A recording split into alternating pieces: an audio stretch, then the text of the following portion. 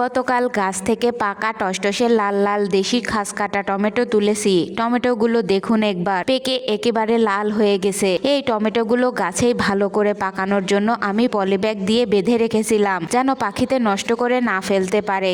কারণ পাখি আবার সম্পূর্ণ টমেটো খায় না, প্রতিটা টমেটোই কামড়ে কামড়ে নষ্ট করে ফেলে। এই টমেটোগুলো এভাবে পাকানোর কারণ হলো বীজ। আমি এই টমেটোগুলো থেকে বীজ সংগ্রহ করব, যেন পরবর্তী বছর বাজার থেকে কোনো প্রকার বীজ কেনা না লাগে। আর এই টমেটোগুলো অনেক বেশি সুস্বাদু। তাছাড়া আমি আমার নিজের বাগানের বীজের উপরই বেশি নির্ভর করি, বাজারের বীজের প্রতি কোনো ভরসা নেই। চলুন আজ আপনাদেরকে টমেটোর বীজ কিভাবে সংগ্রহ করতে হয় সেটা সম্পূর্ণ ডিটেলসে দেখাবো। এই টমেটোগুলো আমার বাগানের সম্পূর্ণ পাকা লাল টসটসে টমেটো। এই টমেটোগুলো মূলত বীজের জন্য এভাবে অনেক বেশি পাকানো হয়েছে গাছ থেকে।